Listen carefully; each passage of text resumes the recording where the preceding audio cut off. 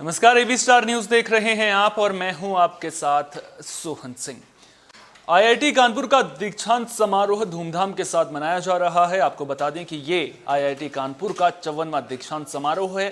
कार्यक्रम में प्रधानमंत्री नरेंद्र मोदी और मुख्यमंत्री योगी आदित्यनाथ भी मौजूद हैं। फिलहाल मुख्यमंत्री योगी आदित्यनाथ संबोधित कर रहे हैं।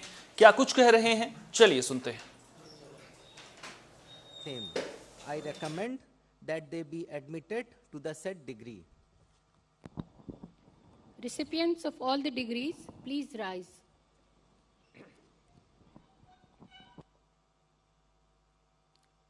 By virtue of the authority vested in me as the chairperson of the Senate of Indian Institute of Technology, Kanpur, I do hereby admit each of these candidates to the respective degrees and charge them to prove worthy of the same throughout their life. संस्मरन्तु भवन्तः भवदीयमिदं ज्ञानविज्ञं राष्ट्रस्य हृदय से बधाई देता हूं, अपनी शुभकामनाएं देता हूं। हम सब जानते हैं कि गुणवत्तापरक तकनीकी शिक्षा प्रदान करने में हमारे देश के तकनीकी संस्थानों का एक बहुत महत्वपूर्ण योगदान है और खास तौर पर प्रधानमंत्री जन 21वीं सदी के लिए इस देश को दिया है। इसमें उन्होंने इंडियन इंस्टीट्यूट ऑफ टेक्नोलॉजी को इंस्टीट्यूट ऑफ इंडिजिनस टेक्नोलॉजी की संज्ञा दी है। स्वाभाविक रूप से 21वीं सदी में I now request the Honorable Prime Minister to remotely launch the blockchain-based digital degree transmission.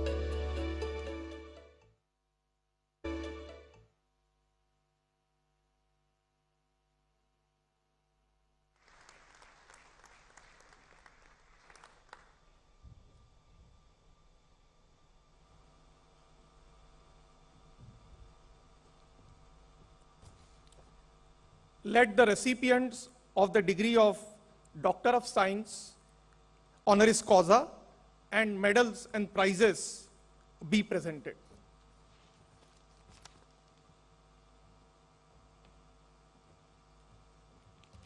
May I request the Honorable Prime Minister to please present the awards.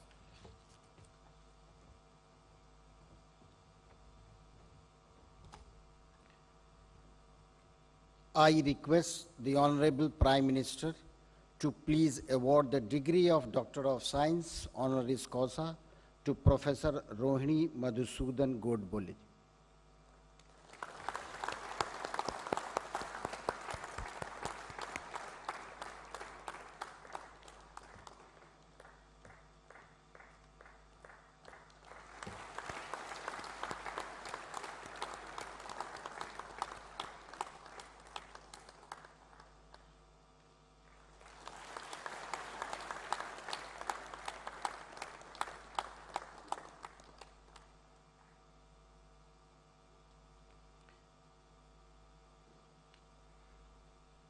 I request the Honorable Prime Minister to please award the degree of Doctor of Science honoris causa to Shri Senapati Gopal Krishnan ji.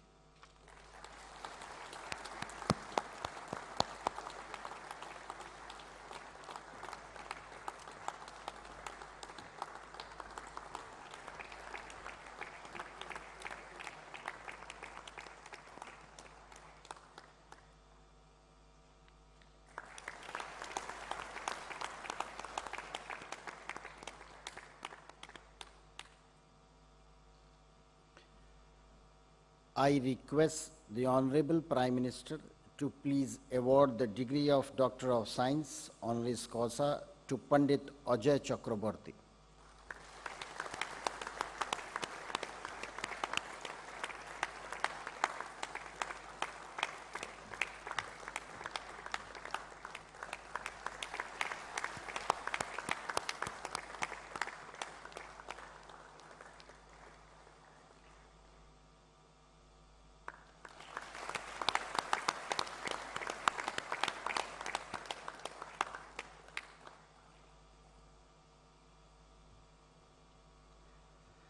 Sir, I present Abhyuday Pandey, who has been declared winner of the President's Gold Medal for the year 2021 for the best academic performance among graduating students of all disciplines in all four-year undergraduate program.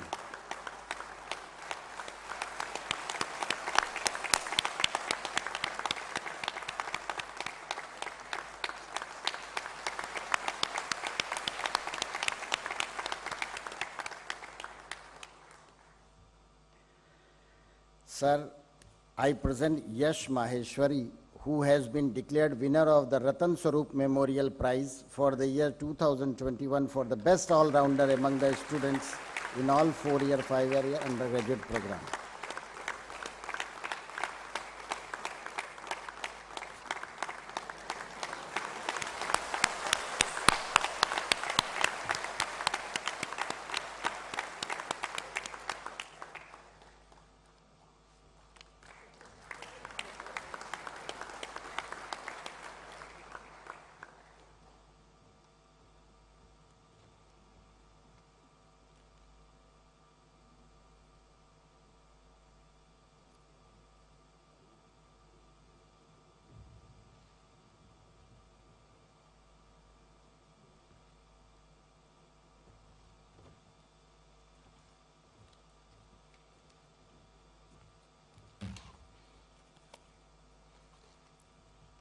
It is my pleasure to invite the Honorable Prime Minister, Shri Narendra Modi ji, to deliver the convocation address.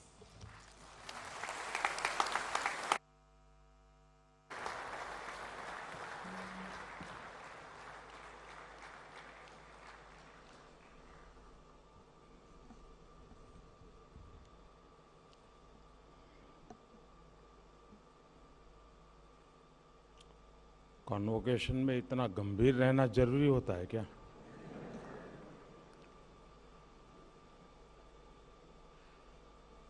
काफी सूचनाएं दी गई ऐसा लग रहा है।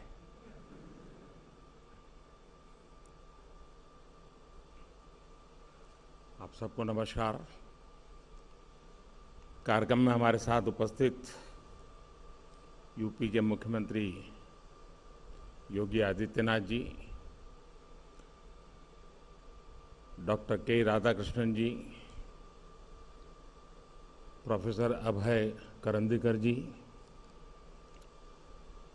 IIT Kanpur के professors, सभी students, अन्य महानुभाव और इस ऐतिहासिक संस्थान से डिग्री प्राप्त कर रहे हैं, सम्मानित हो रहे हैं अन्य सभी वरिष्ठ महानुभाव। आज कानपुर के लिए दोहरी खुशी का दिन है। आज एक तरफ कानपुर को मेट्रो जैसी सुविधा मिल रही है, वहीं दूसरी ओर आईआईटी कानपुर से टेक्नोलॉजी की दुनिया को आप जैसे अनमोल उपहार भी मिल रहे हैं।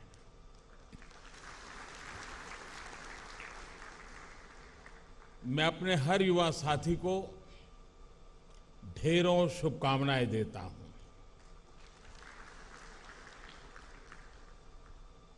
आज जिन स्टूडेंट्स को सम्मान मिला है, उन्हें भी बहुत बहुत बधाई।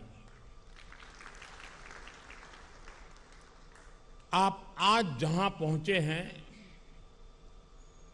आपने जो योग्यता हासिल की है उसके पीछे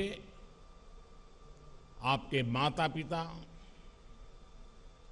आपके परिवार के लोग, आपके टीचर्स,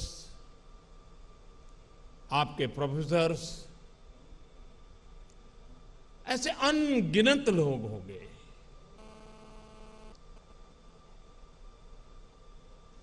उन सब की बहुत मेहनत रही है, कुछ न कुछ योगदान रहा है। मैं आज आपके जीवन को गढ़ने में जिन जिन का योगदान रहा है, मैं उन सभी का भी, विशेष करके आपके माता पिता का हृदय से अभिनंदन करता हूं।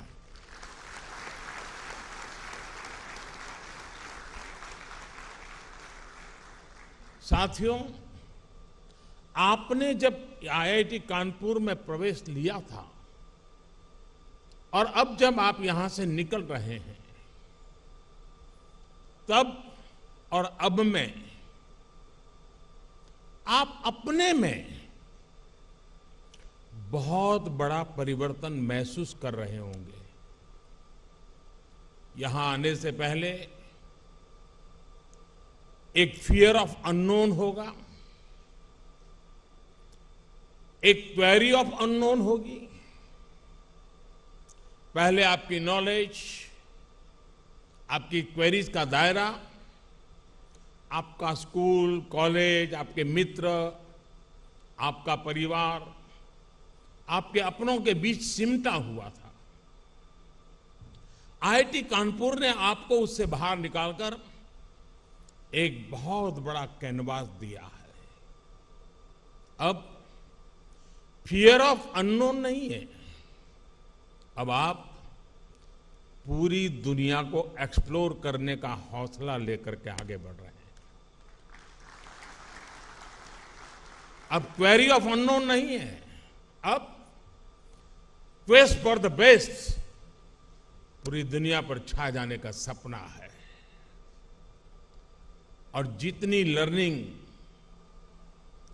आपकी क्लासरूम में हुई, या जितना आपको अपनी क्लास में सीखने को मिला,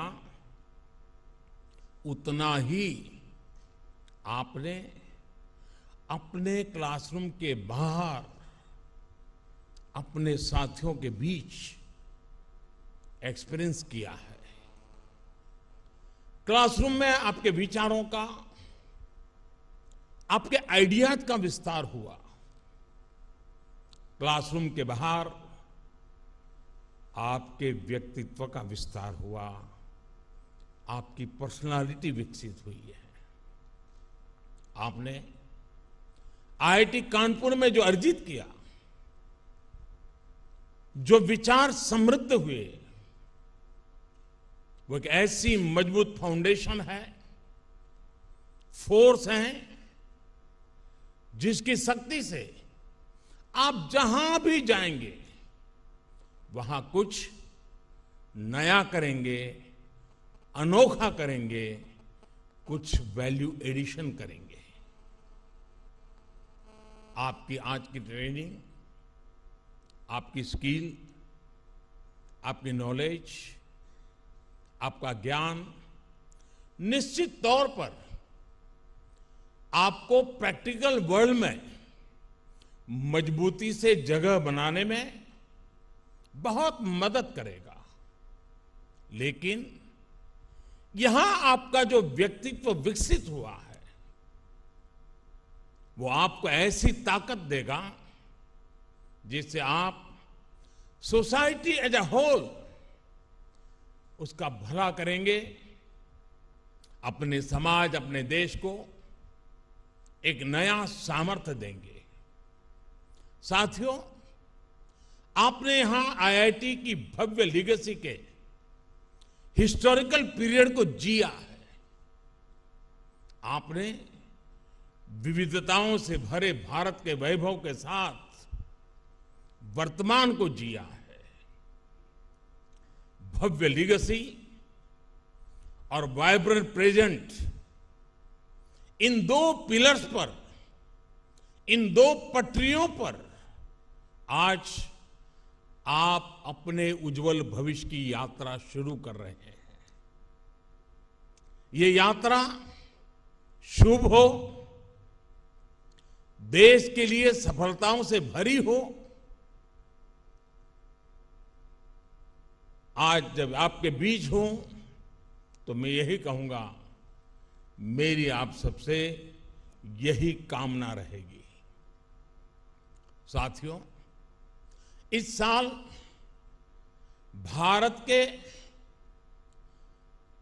अपनी आजादी के 75वें वर्ष में प्रवेश किया है।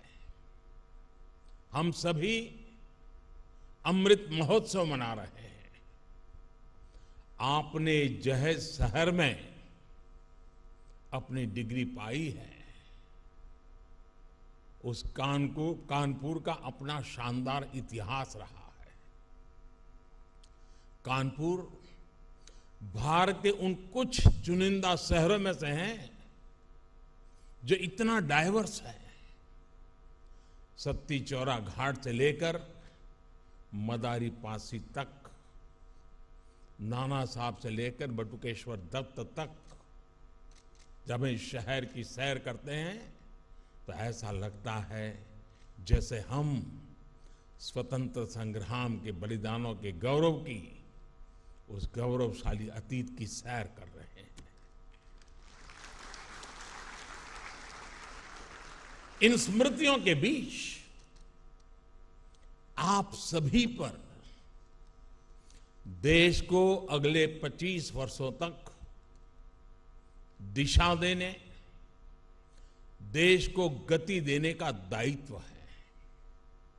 अब कल्पना करिए, जब 1930 में 1930 में दांडी यात्रा शुरू हुई थी, तब उस यात्रा ने उस टाइम पीरियड को, पूरे देश को कितना आंदोलित कर दिया था। उस समय देश जितना चार्ज था, उसने आजादी के लिए भारत के जन जन में एक अभूतपूर्व विश्वास पैदा कर दिया था। हर भारतवासी के मन में विजय का विश्वास भर दिया था। 1930 के उस दौर में जो 20-25 साल के नौजवान थे, 1947 तक उनकी यात्रा और 1947 में आजादी की सिद्धि उनके जीवन का गोल्डन फेज थी। आज आप भी एक तरह से उस जैसी ही गोल्डन एरिया में कदम रख रहे हैं। ये गोल्डन एरा है आपके लिए। जैसे राष्ट्र के जीवन का अमृत काल है, वैसे ही ये आपके जीवन का भी अमृत काल है। अमृत महोत्सव की इस घड़ी में जब आप आईआईटी की लीगेसी लेकर निकल रहे हैं, तो उन सपनों को भी लेकर निकले कि 2047 का भारत कैसा होगा। आने वाले 25 सालों में भारत की विकास यात्रा की बागडोर आपको ही संभालनी है। जब आप अपने जीवन के 50 साल पूरे कर रहे होंगे, उस समय का भारत कैसा होगा, उसके लिए आपको अभी से ही काम करना होगा। और मुझे पता है, कानपुर आईआईटी ने, यहां के माहौल ने आपको वो ताकत दी है कि अब आपको अपने सपने पूरे करने से कोई रोक नहीं सकता।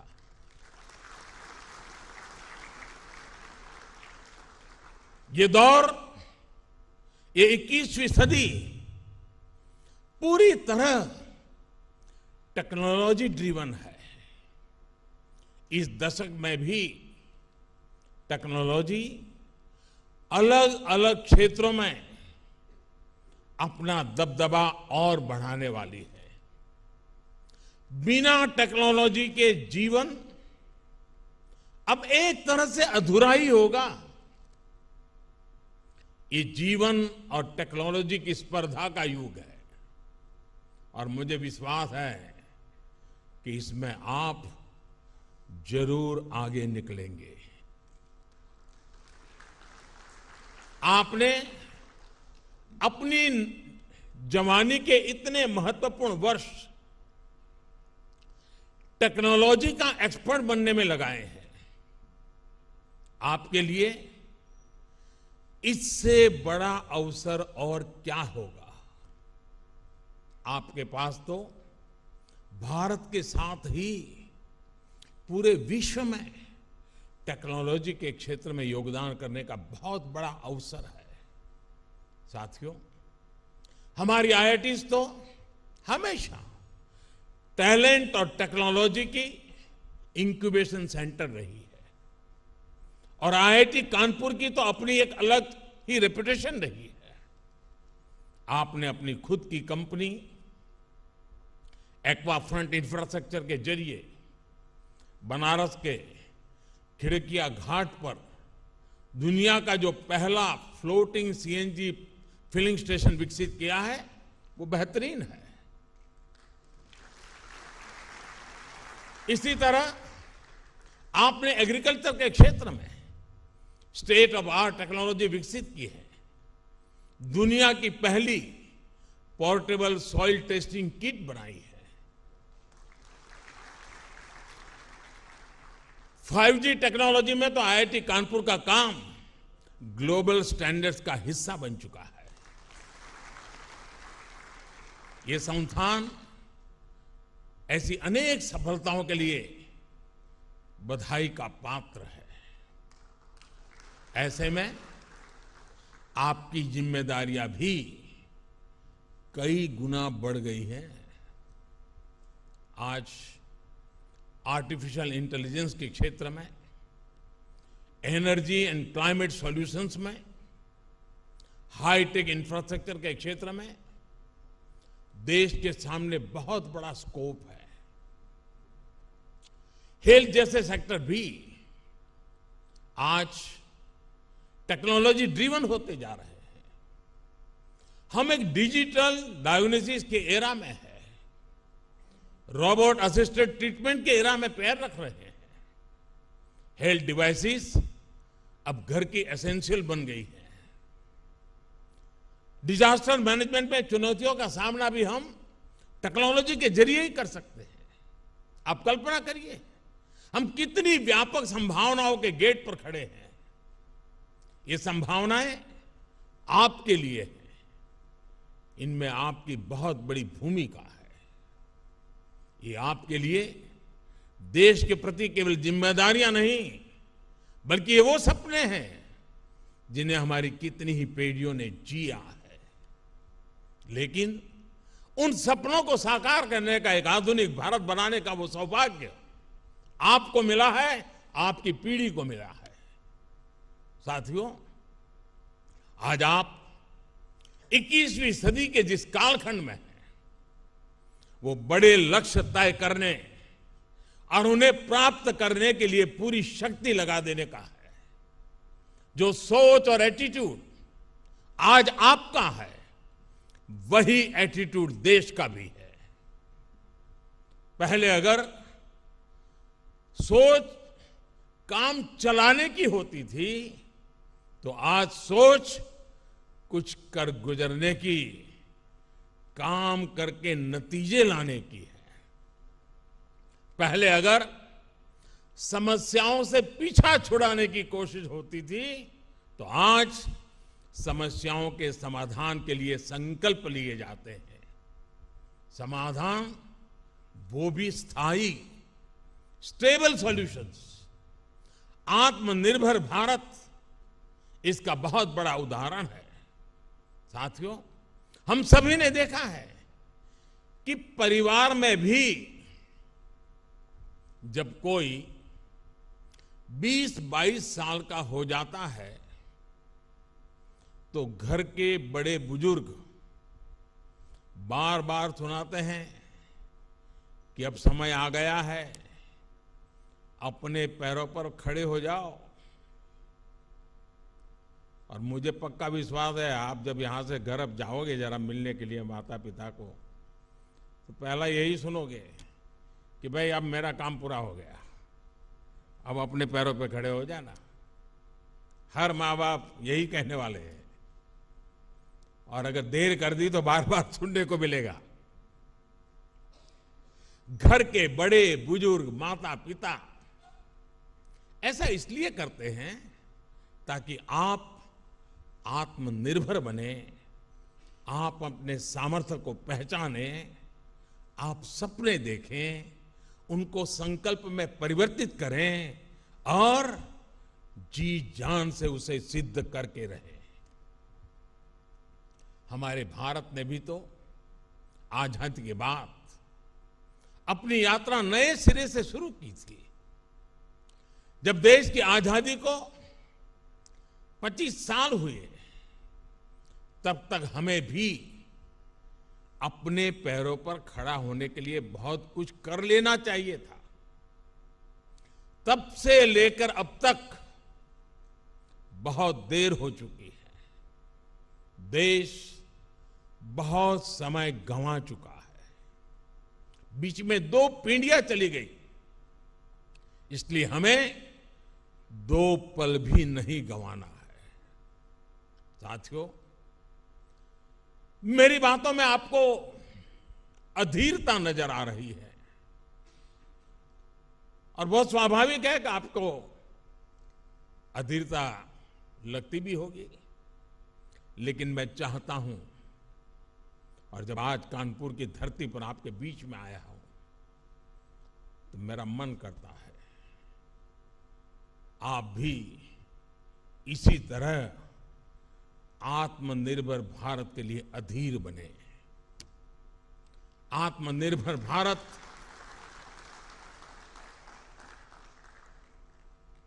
पूर्ण आजादी का मूल स्वरूप ही है, जहां हम किसी पर भी निर्भर नहीं रहेंगे। स्वामी विवेकानंद ने कहा था, every nation has a message to deliver, a mission to fulfill, our destiny to reach। यदि हम आत्मनिर्भर नहीं होंगे तो हमारा देश अपने लक्ष्य कैसे पूरे करेगा, अपनी डेस्टिनी तक कैसे पहुंचेगा। साथियों, आप ये कर सकते हैं, मेरा आप पर भरोसा है। और मैं जब आज इतनी बातें कह रहा हूं, इतनी चीजें कर रहा हूं, तो मुझे उनमें आपका चेहरा नजर आता है। आज देश में जो एक के बाद एक बदलाव हो रहे हैं, उनके पीछे मुझे आप ही का चेहरा नजर आता है। आज जो लक्ष्य देश तय कर रहा है, उसकी प्राप्ति की शक्ति भी देश को आपसे ही मिलेगी। आप ही हैं जो ये करेंगे और आपको ही करना है। ये अनंत संभावनाएं आपके लिए ही हैं और आपको ही इन्हें साकार करना है। देश जब अपनी आजादी के 100 वर्ष मनाएगा, उस सफलता में आपके पसीने की महक होगी, आपके परिश्रम की पहचान होगी। और आप ये भली भांति जानते हैं कि बीते वर्षों में किस तरह आत्मनिर्भर भारत की नींव तैयार करने के लिए आपका काम आसान करने के लिए देश ने किस तरह काम किया है। पिछले 7 सालों में देश में startup India, stand up India जैसे प्रोग्राम शुरू हुए, अटल इनोवेशन मिशन और पीएम रिसर्च स्कॉलरशिप के जरिए देश युवाओं के लिए नए रास्ते बना रहा है। नेशनल एजुकेशन पॉलिसी के साथ फ्यूचरिस्टिक टेम्परामेंट की नई पीढ़ी को तैयार करने की शुरुआत हो रही है। ईज ऑफ डूइंग बिजनेस को सुधारा गया, पॉलिसी ब्लॉकेज दूर किए गए। इन प्रयासों के परिणाम इतने कम समय में आज हमारे सामने हैं। आजादी के इस 75वें साल में हमारे पास 75 से अधिक यूनिकॉर्न्स है, 50,000 से अधिक स्टार्टअप है। इनमें से 10,000 स्टार्टअप तो केवल पिछले 6 महीनों में आए हैं। आज भारत दुनिया का दूसरा सबसे बड़ा स्टार्टअप हब बनकर उभरा है। कितने स्टार्टअप्स तो हमारी आईआईटीज के युवाओं ने ही शुरू किए हैं। अभी हाल ही के एक रिपोर्ट के मुताबिक भारत दुनिया के कई विकसित देशों को पीछे छोड़कर तीसरा सबसे बड़ा यूनिकॉर्न कंट्री बन गया है। साथियों, आजकल ग्लोबलाइजेशन की बात होती है, उसके पक्ष विपक्ष पर भी बात होती है, लेकिन एक बात पर कोई विवाद नहीं है। कौन भारतीय नहीं चाहेगा कि भारत की कंपनियां ग्लोबल बने, भारत के प्रोडक्ट ग्लोबल बने। जो आईआईटीज को जानता है, यहां के टैलेंट को जानता है, यहां के प्रोफेसर्स की मेहनत को जानता है, वो विश्वास करता है ये आईआईटी के नौजवान जरूर करेंगे। और मैं आज आपको ऐसे प्रोफेशनल्स को ये भी भरोसा देना चाहता हूं कि सरकार हर तरीके से आपके साथ है। साथियों, एक और जरूरी बात हम सबको याद रखनी है। आज से शुरू हुई यात्रा में आपको सहूलियत के लिए शॉर्टकट भी बहुत लोग बताएंगे, लेकिन मेरी सलाह होगी कि आप कंफर्ट और चैलेंज में अगर चुनना है तो मैं आग्रह करूंगा, कंफर्ट मत चुनना, चैलेंज जरूर चुनना।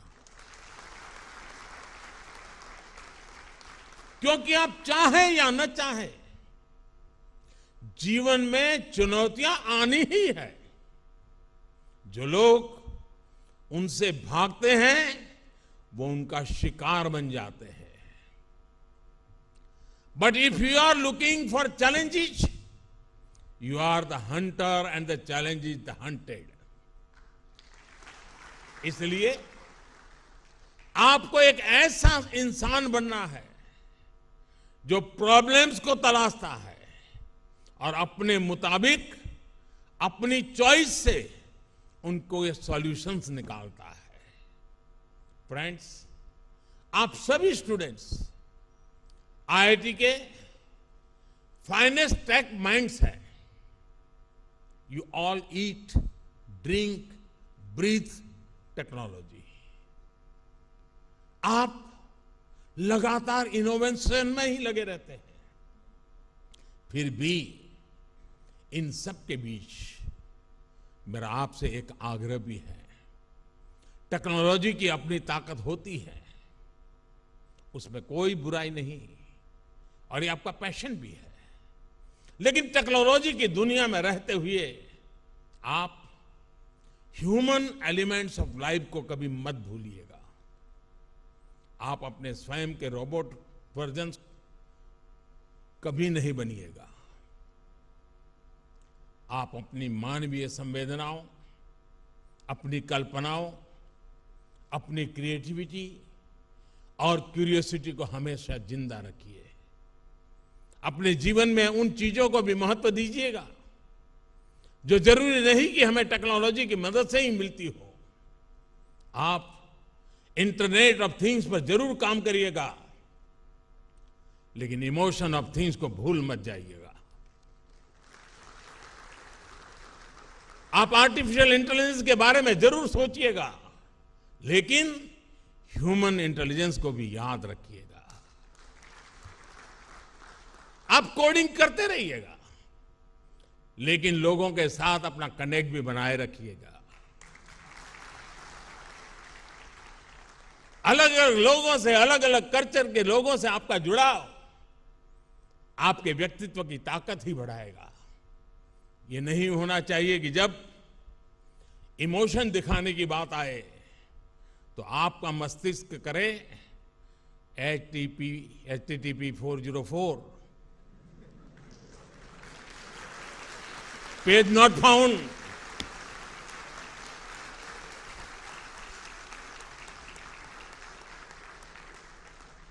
जब बात शेयरिंग की हो, शेयरिंग ऑफ जॉय और काइंडनेस की हो, तो कभी कोई पासवर्ड नहीं रखिएगा। खुले दिल से लाइफ को एंजॉय करिएगा।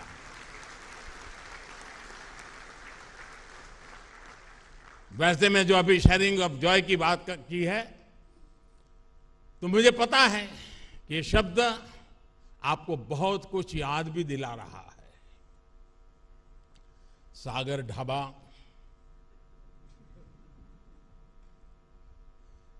और केरला कैफे की गपशप, यहां के कैंपस रेस्टोरेंट्स का स्वाद, CCD की कॉफी, OAT पर काठी रोल्स,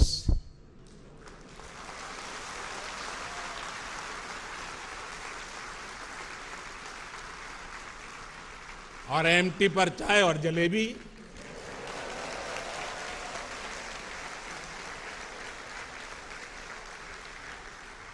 टैग कृति और अंतरंगिनी भी आपको बहुत याद आने वाले हैं। जीवन इसी का नाम है। जगह बदलती है, लोग मिलते हैं, बिछड़ते हैं, लेकिन जीवन चलता रहता है। इसी को कहते हैं चरैवेति, चरैवेति, चरैवेति। मैं अभी देख रहा हूं कि कई सारे स्टूडेंट्स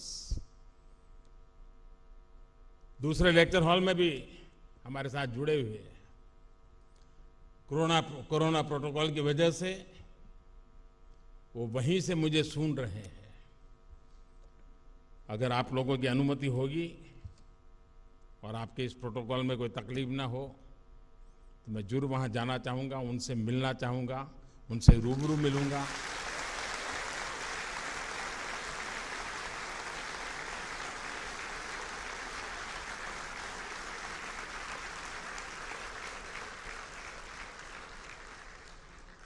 आप अपने कैरियर में सफल हो, आपकी सफलता देश की सफलता बनेगी।